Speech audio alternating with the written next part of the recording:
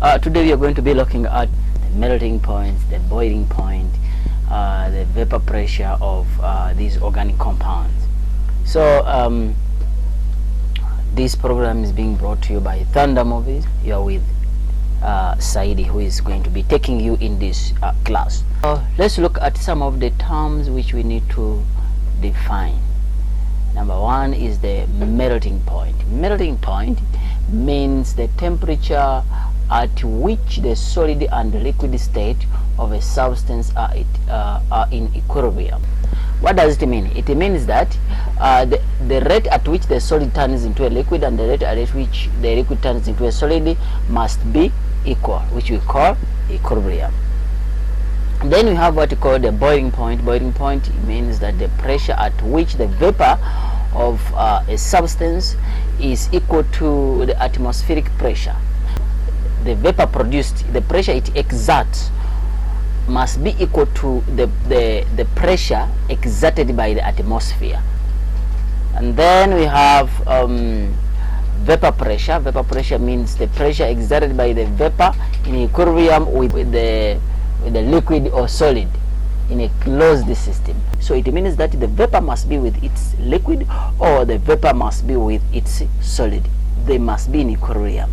So the amount which is being converted, the rate at which these two are being changing from maybe vapor to liquid, liquid to vapor, and then solid to vapor, and then vapor to solid, they must be in equal rate. That's why we call it equilibrium in a closed system.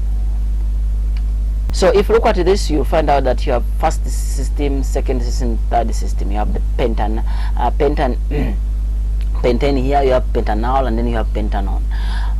Here you find out that here, because of the kind of functional group which is here, a lot of atoms are being produced. So the atoms, these atoms, because there are many, they exert more pressure than this one, which produce fewer atoms, and this one pressure compared to this one because of the number of atoms. So these atoms, they exert a force on this. So and then the rate at which this one goes up and then this one goes down. So the pressure exerted when that situation exists is what we call the vapor pressure. Vapor pressure. So let's look at the factors which are the factors that affect the boiling point, the melting point, and the vapor pressure.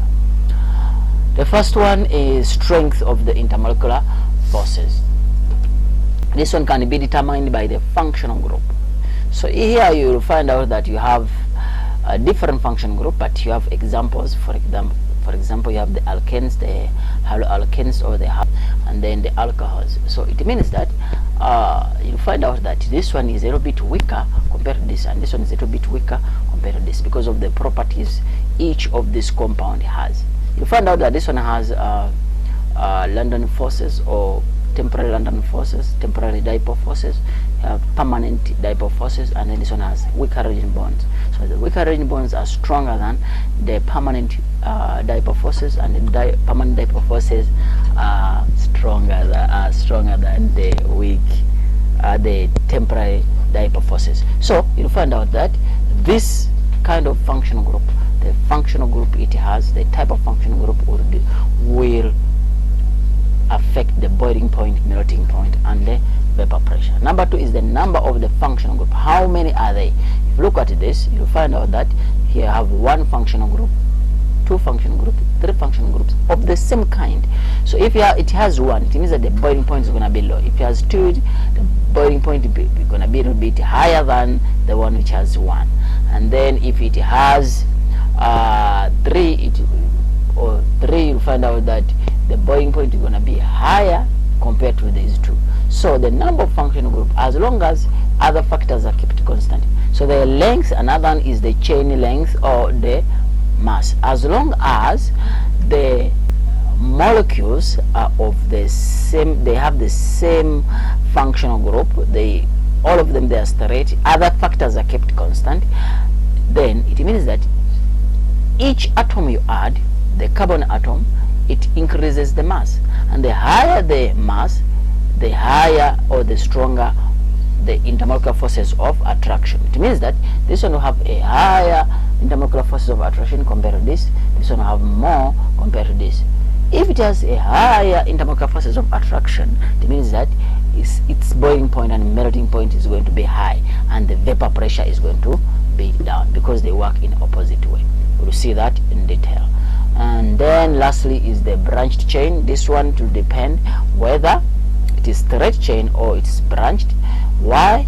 The straight chain has a higher boiling point and melting point and a low vapor pressure compared to branched and compared to the one which is more branched. Why? Because this one exposes a high contact surface, higher than here. So we have more intermolecular forces of attraction because of the high contact surface. It's easy to arrange these ones than arranging these ones, and then it's easy to arrange these ones than arranging these ones. So the particles are too far, so they require less heat to break them, or require less energy to break them, so that they can turn into substance which is boiling, or it can turn into substance which is melting. And then it means that if the boiling point and the melting points are low, then the vapor pressure will be high. Let's look at these ones in details. The strength of the intermolecular forces, that is the type of the functional group. We see that the melting point and boiling point increases, but the vapor pressure will reduce. So the intermolecular forces, as it increases, the boiling point and melting point will increase. So if you look at this, because we're looking at the type of the functional group, each functional group has its own intermolecular forces of attraction it exerts. So if you look at this, these are just simple molecules which only have the induced or the temporary dipole forces. This one, they have the permanent ones because they have the oxygen or they have the halogens, which are a little bit more electronegative. So they pull the bonding pair of electron towards themselves. So they create what called a permanent dipole. So they create different charges on the molecule.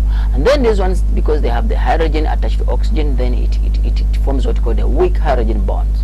Weak hydrogen bonds are more stronger than the permanent dipole forces, and then the permanent dipole forces are more stronger than the induced ones. So as you go towards this side, then it means that the intermolecular forces of attraction is becoming more stronger. So increasing the intermolecular forces of attraction, it increases the boiling point and the melting point, and lowers the vapor pressure. So we have seen that London forces or induced forces are less powerful than dipole forces, which are permanent, and then are less stronger than the hydrogen bonds. Then here is an example. You have the same number of carbon atoms. What is changing is the functional group, because the functional group is changing, and as you continue, you have more weak hydrogen bonds. It changes from simple intermolecular force of attraction to more stronger. So it means that the melting point is going to increase, and also the boiling point is also going to increase. It may not matter the mass, as long as it is not of the same kind. Functional group will have a more say than the mass it has, because if you look at this, the mass is 30, and then this one, the mass, if you look at this, the mass is 64.5, and then this one is 48, but the 48 has a higher boiling point than the 6 because of the difference in the functional group. So this functional group is more stronger than this, so it creates the boiling point to be increasing, and then this one is also increasing while the vapor pressure is reducing. And then let's go to number 2. Number 2 is saying the number of the functional group. The number of the functional group of the same kind, of the same type. So here we have the same 1, 2, 3, 1, 2, 3. So all of them, it has 3 carbon atoms.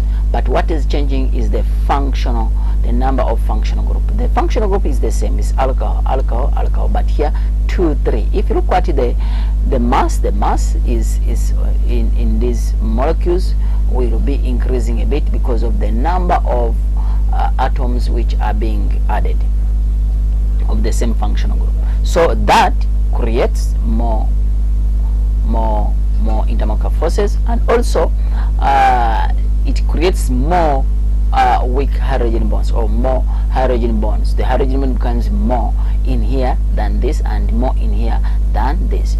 That's why you see here the boiling point is low, here is a little bit higher, and then this one is very high.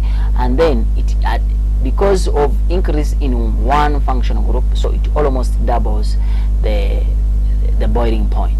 And then the vapor pressure also reduces. And then here, because we have tripled the functional group from the beginning, so it almost triples the boiling point. And then the vapor pressure has to reduce drastically. So that's why you're saying that the melting point and boiling point increases with increase of the same functional group, and the vapor pressure obviously you have to decrease, because we say that these two, they work in opposite way. Then number 3 is the relationship between the melting point, boiling point, and the vapor pressure of the, this is for a chain. So we are going to say that if you have the same kind of chain, is straight chain, but what is changing is the number of carbon atoms. Here if you have 1 2 3 4, here you have 5, here you have 6. So what is happening? What is happening is the mass is increasing because you are adding more carbon atoms. Number 2, the temperature, the melting point and boiling point, they are increasing because the mass is increasing. Therefore, increasing mass of the molecules is the melting and the boiling point. And then the vapor pressure of those molecules must reduce because of the weak intermolecular forces of attraction, which are increasing as the molecule increases the mass or the number of carbon atoms. Then we are seeing here the size of contact area increases across which the intermolecular forces work. So as you increase, you are increasing the surface area, so that the contact area is increased. If the contact area is increased, it means that you create more intermolecular forces of attraction, which require more energy to break those intermolecular forces of attraction, so that it can turn into a boiling substance or a melting substance. Hence the melting and boiling point increase, while the vapor pressure has to decrease. Here you have a small chart or table trying to explain methane, ethane, propane, butane. So if you look at this, you'll find out that the melting point is increasing as you increase the number of carbon atoms. Number of carbon atoms are increasing.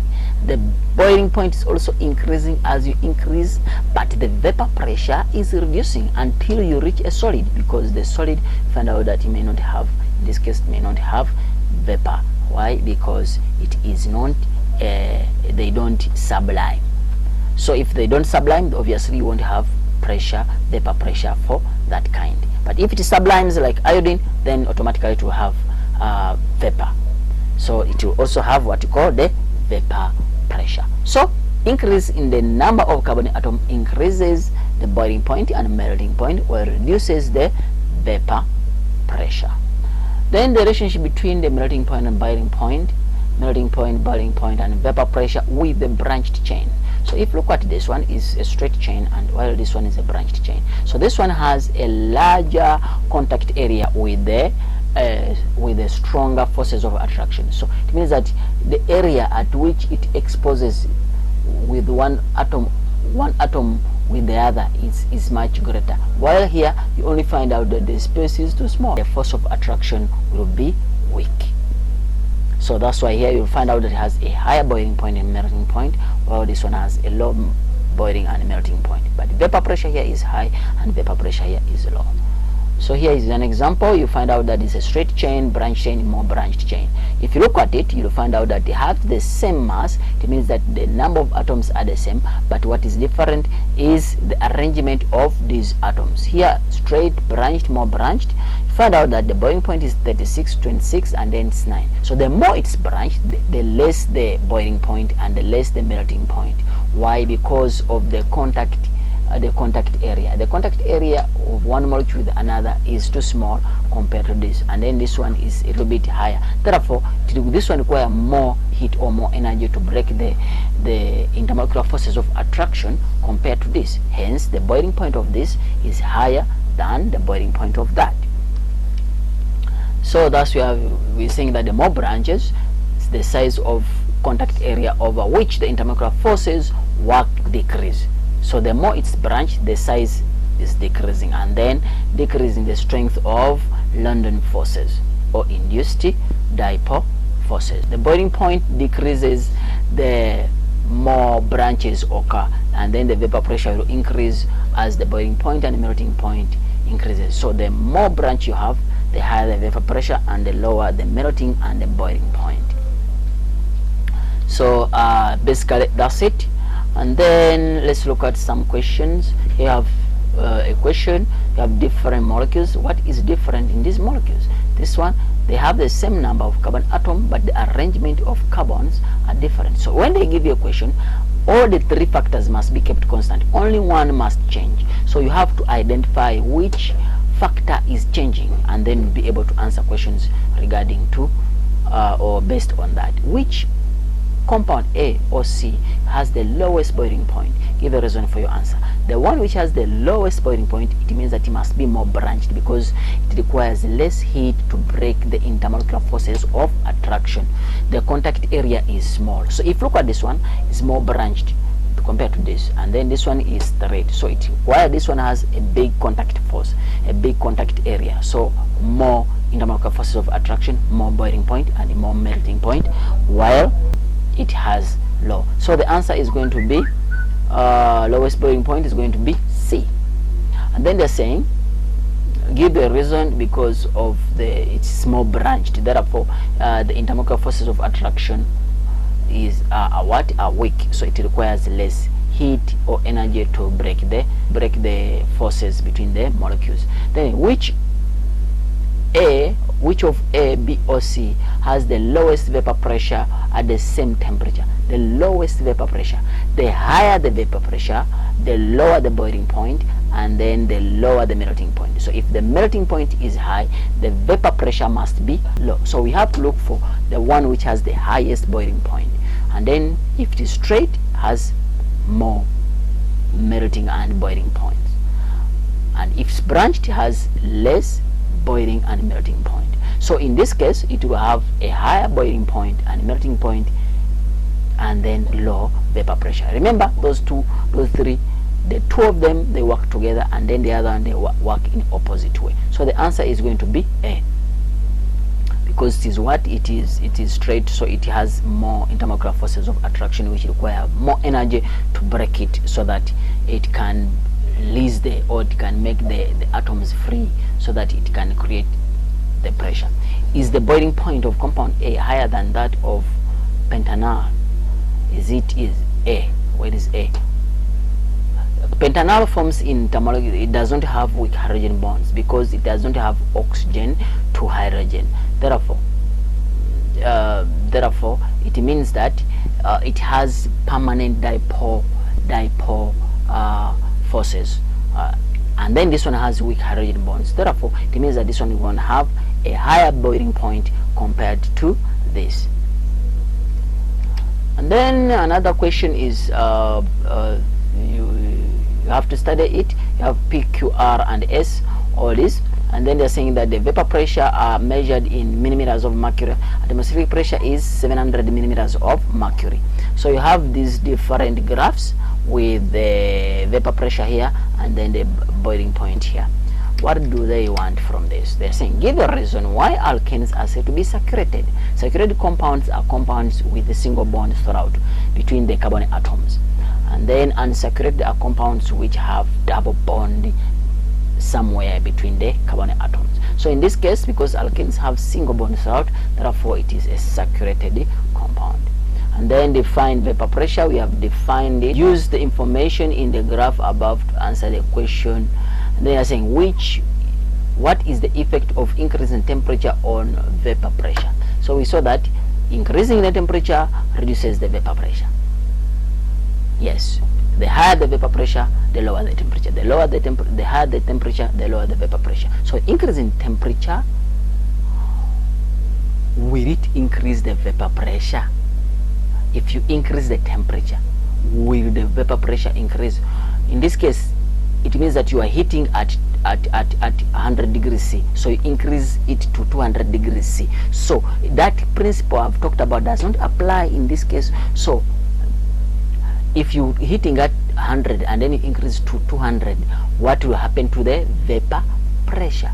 So it means that you are making the bonds to be broken between the molecules, and then the atoms are being freed in the space, and then creates more vapor pressure. So it means that it will increase.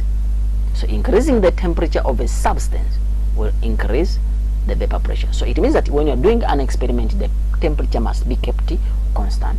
Which compound has the boiling point of approximately 60 degrees C, and give a reason for your answer. So if you look at this is the temperature at which the substances boil. So you look at this one, it boils around 100, this one is around 80, and then you find out that you have this one which boils around 80, 68, around there, or 70. So it will be Q.